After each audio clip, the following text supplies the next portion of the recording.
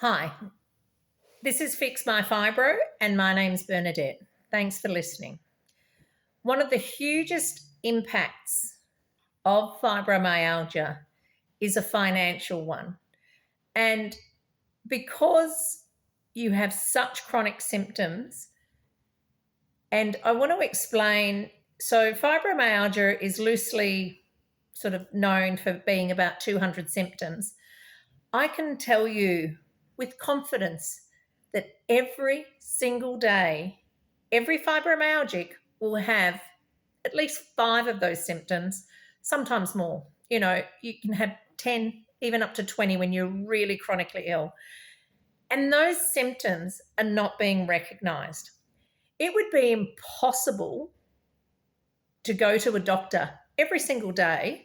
I would sound like a hypochondriac if I rang my doctor every day or had an appointment every day at 9 a.m. and said, "Hi, doc, today I've already experienced these 3 symptoms this morning before I even got out of bed or as I got out of bed. And then I've had these, and then I've had these other symptoms." And yesterday I had these 5 symptoms that were slightly different but similar. So you'll get recurring symptoms, but you will get constantly, without fail, symptoms every single day. I've not had a day in the last 23 years that I've not had any symptoms. I've had good days because I've been able to control my symptoms. I've learnt a lot of the triggers, but even still, my condition presents itself every day. I don't talk about those symptoms. I don't mention it to friends. I might be a bit angry. I might be short at times because you know what? I'm dealing with a lot and I'm not talking about it. I'm not allowed to express it socially because if I did, you would get treated really poorly. So we've talked about that, about the way society treats you with this chronic illness. But the financial impact, how do you explain to your doctor? I couldn't have a doctor's appointment every single day explaining him to these, him or her, these symptoms. And the financial impact is so much more far reaching because it affects your ability to work, it affects your ability to do full-time work, it affects your ability, if you are married and have children, to partake in that relationship in a normal way, to be able to socialize.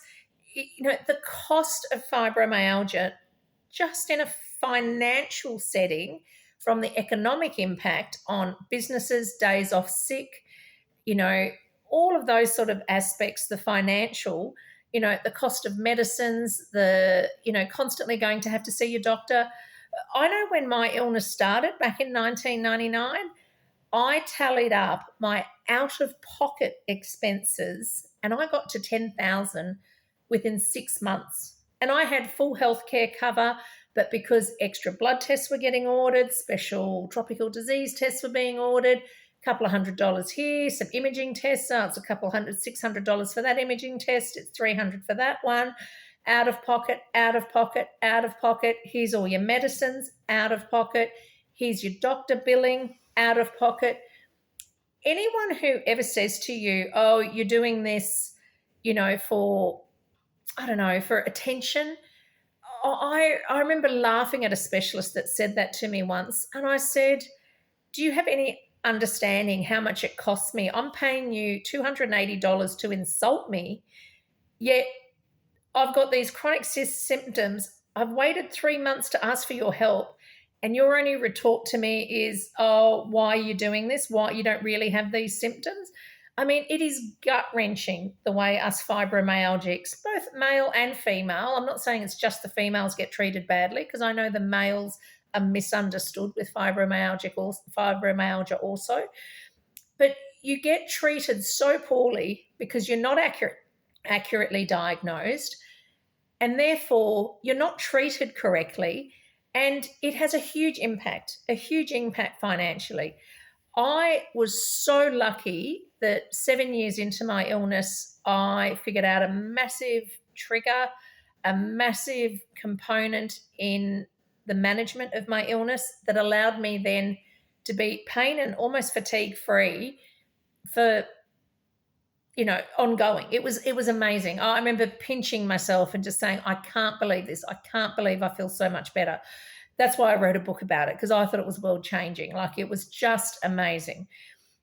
And that was actually controlling the gouty aspect, the gouty part of the illness by changing aspects relating to my diet. I wasn't getting the severe shutdowns. I wasn't falling asleep after every single meal, like being tranquilized by a horse tranquilizer.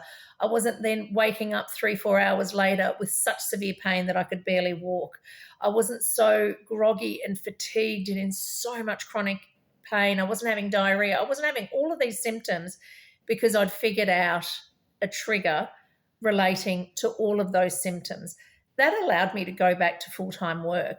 Most fibromyalgics don't work full-time, and most of them work part-time, work in their own businesses, do what little work they can do, and really struggle financially because of their illness, because they don't get the support medically, they don't get the treatment, and that is a huge issue. And it's something that we have to address as to the reason why these fibromyalgics are not being treated correctly, because they're not being diagnosed accurately, therefore being treated.